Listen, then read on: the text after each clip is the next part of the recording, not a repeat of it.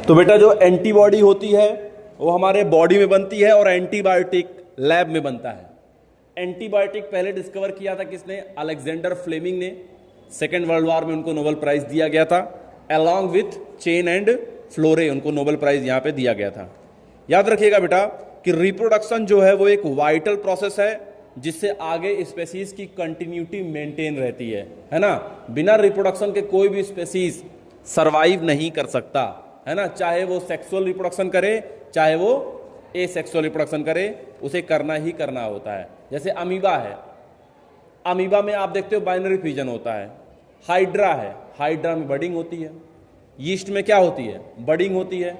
यानी सेक्सुअल भी लोग करते हैं, एसेक्सुअल भी करते हैं। ये सब अपनी इस कंटिन्यूटी ऑफ स्पीसीज को मेंटेन करने के लिए किया जाता है, ठीक है। अर्थ डे 22 अप्रैल को है। अभी जो 22 अप्रैल आने वाला है, अर्थ डे 22 अप्रैल, है ना। उस दिन इन्वायरमेंट के बारे में, जो यहाँ पर एयर पॉल्यूशन है, वाटर पॉल्यूशन, इन सब पे जो है देखा जाता है कि कितनी अवेलेबिलिटी है, कितने रिसोर्सेज रिमेनिंग है और कौन से देश कितना जो है इसका मैनिपुलेशन कर रहे हैं।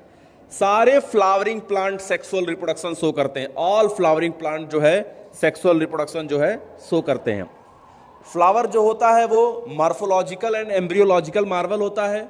फ्लावर जो होता है वो साइट ऑफ सेक्सुअल रिप्रोडक्शन होता है। मॉडिफाइड एंड कंडेंस्ड सूट होता है फ्लावर जो होता है। और मैक्सिमम जो फ्लावर होते हैं वो उसमें मेल एंड फीमेल दोनों तरह के सेक्स ऑर्गन होते हैं, इसीलिए वो बाइसेक्सुअल होते हैं। याद रखिएगा हम लोग स्टेमन को डाइसेक्टिंग माइक्रोस्कोप से देखते हैं और साल्विया और मस्टर्ड में फिलामेंट का जो लेंथ होता है वो वेरी करता है। ये आपने 11th क्लास में ऑलरेडी पढ़ा हुआ है कि जो फिलामेंट का लेंथ होता है वो एक ही प्लांट में बहुत डिफरेंट तरह के फिलामेंट्स जो है वो वहाँ पे लेंथ में पाए जाते हैं। माइक्रोस्पोरेंजियम बाद में पॉलन सैक्स में डेवलप कर जाता है ना। और जो पॉलन ग्रेन होता है बेटा वो मेल गैमेटोफाइट होता है और एम्ब्रियो सैक जो होता है वो फीमेल गैमेटोफाइट होता है। जब भी आप जो है प्लांटिंग करते हो, बागवानी करते हो, तो वो सब हॉर्टिकल्चर में आता है। और जब आप सिर्फ फ्लावरिंग करते हो, फ्लावर लगाते हो, उसको बोलते हैं फ्लोरिकल्चर। क्या बोलते हैं उसको? फ्लोरिकल्चर हम लोग बोलते हैं। आर्ट ऑफ कल्टिवेटिंग फ्लावर को फ्लोरिंग कल्चर बोलते हैं। याद रखिएगा कि पॉलन ग्रेन जो होता है मेल गैमेटोफाइट होता है और एक एंथर जो होता है उसके अंदर 2 लोब होते हैं, बाई लोब स्ट्रक्चर होता है और हर लोब के अंदर 2 थीका होता है। कंडीशन होती है डाई इथिकस। माइक्रोस्पोर टेट्राड हैप्लॉइड होगा, पॉलन ग्रेन हैप्लॉइड होगा, लेकिन जहां से बना है वो सब क्या होंगे? डिप्लॉइड होंगे। यानी माइक्रोस्पोर मदर सेल डिप्लॉइड होगा, स्पोरोजिनस टिश्यू डिप्लॉइड होगा, एंथर डिप्लॉइड होगा, लोब डिप्लॉइड होंगे, सारे सारे ये डिप्लॉइड होते हैं। माइक्रोस्पोर टेट्राड जब डिहाइड्रेशन करता है तभी जाकर वहां पर पॉलन ग्रेन का फॉर्मेशन होता है। याद रखिए एंडोस्पर्म हैप्लॉइड होता है जिम्नोस्पर्म में, एंडोस्पर्म डिप्लॉइड होता है ओइनोथेरा लेमर्कियाना इवनिंग प्रिमरोज में, और ट्रिप्लॉइड होता है एंजियोस्पर्म में। माइक्रोस्पोर मदर सेल, ध्यान से सुनना मेरी बात, माइक्रोस्पोर मदर सेल में जो सेलवाल होती है, माइक्रोस्पोर मदर की जो सेलवाल होती है, माइक्रोस्पोर मदर सेल की, जिससे पॉलन ग्रेन बनता है आगे चल के माइक्रोस्पोर टेट्राड बनता है, वो कैलोज की बनी होती है। कैलोज क्वेश्चन आ चुका है, ये कैलोज की बनी होती है, ठीक है।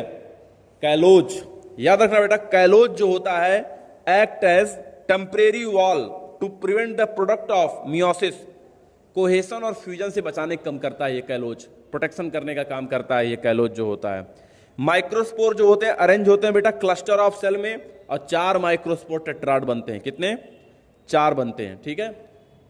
हिबिस्कस को चाइना रोज बोलते हैं। और याद रखना स्पोरोपोलिन जो होता है वो कहां बनता है? एक्साइन में होता है।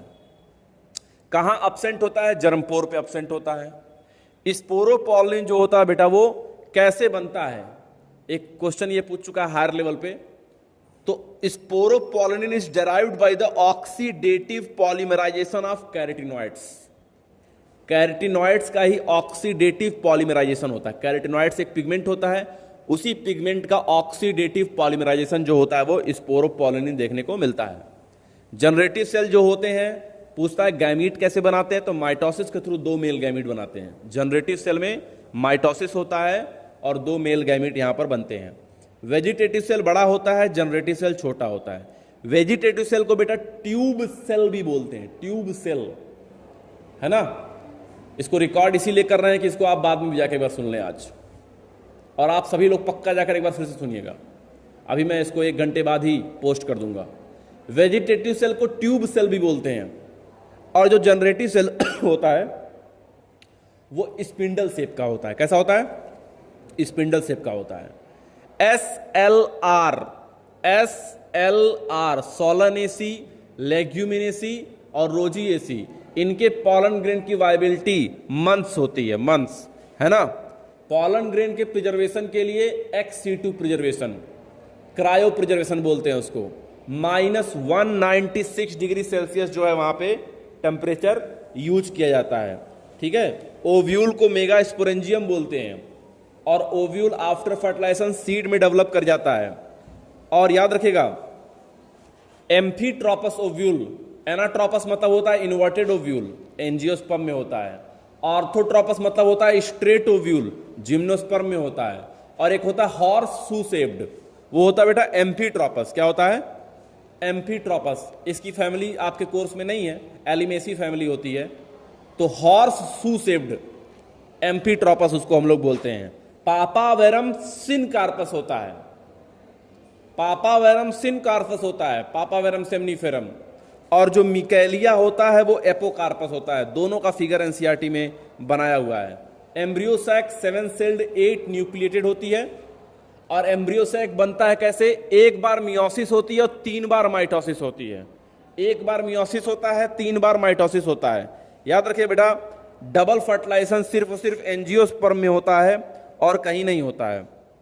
आपको पता है पॉलन ग्रेन में 2 सेल होते हैं, वेजिटेटिव और जनरेटिव सेल। लेकिन मैच्योर अगर फीमेल गैमेटोफाइट आप देखने को मिलता है, अगर, है ना, मैच्योर फीमेल गैमेटोफाइट जब आप देखते हो तो वहां पे कई सारे सेल होते हैं, ठीक है। वहां पर क्या होते हैं? बहुत सारे सेल होते हैं। और यहाँ पे फिल्लीफॉर्म अपैरेटस भी होता है जो कि पॉलन ग्रेन की एंट्री को गाइड करने का काम करता है। जब भी फंगस में बाइसेक्सुअलिटी पाई जाती है तो उसको बोलते हैं होमोथैलिक। इसीलिए बाइसेक्सुअल लिखा हो, होमोथैलिक लिखा हो या मोनोइसियस लिखा हो, इसका मतलब होता है एक ही ऑर्गन में मेल और फीमेल दोनों तरह के रिप्रोडक्टिव ऑर्गन है। लेकिन अगर यूनिसेक्सुअल लिखा हो, डाइसियस लिखा हो, है ना, और हेट्रोथैलिक लिखा हो, यानी वो यूनिसेक्सुअल कंडीशन को दर्शाता है।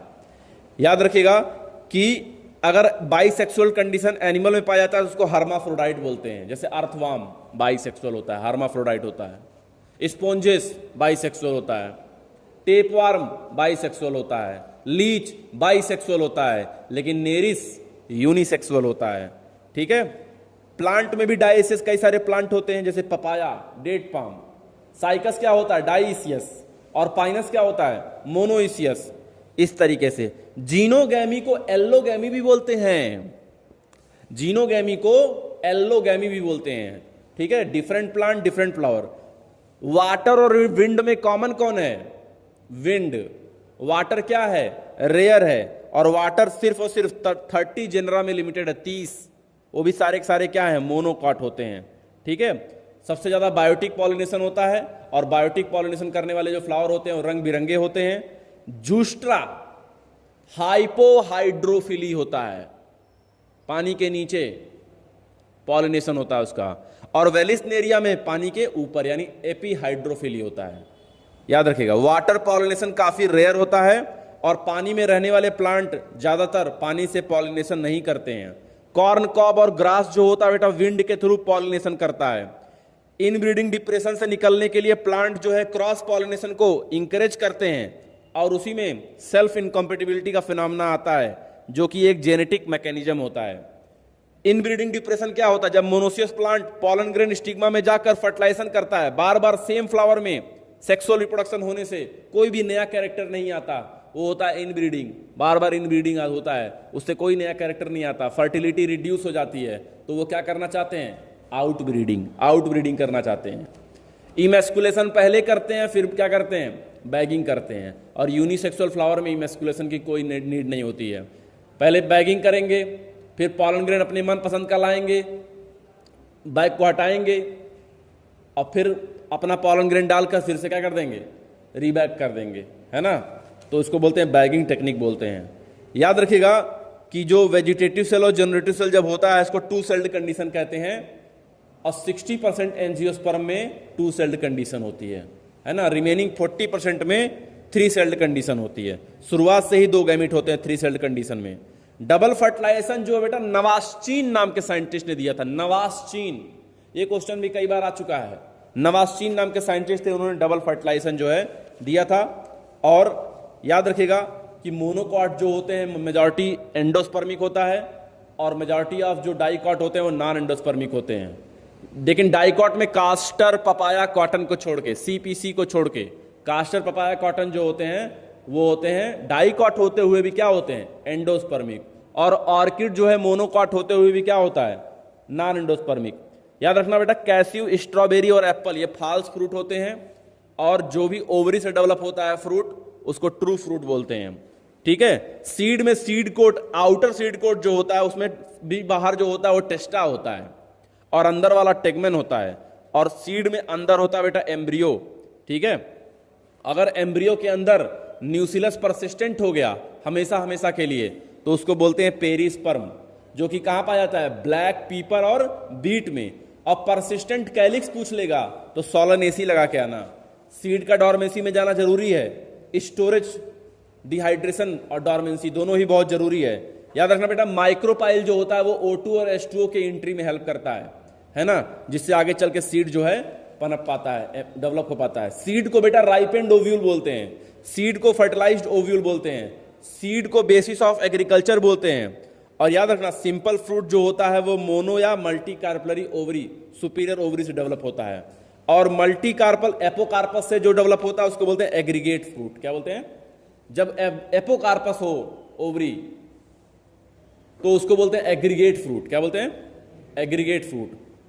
तो याद रखिएगा 2000 साल पुराना सीड मिला था किसका, डेट पाम का, किंग हेराड पैलेस नियर डेड सी के पास। और 10,000 साल पुराना सीड जो है आर्कटिक टुंड्रा में मिला था, है ना, ल्यूपिनस अर्काटिकस का 10,000 साल पुराना सीड। दोनों ही वायबल थे। ठीक है। ऑर्किड जो है बेटा मेनी सीड्स होते हैं, थाउजेंड्स ऑफ टाइनी सीड्स होते हैं। ओरोबैंके एंड स्ट्रीगा में भी थाउजेंड्स ऑफ टाइनी सीड्स होते हैं। और ओराबैंके और स्ट्रीगा ये पैरासिटिक स्पेसीज है फ्रूट की। ठीक है, याद रखिएगा ये बात।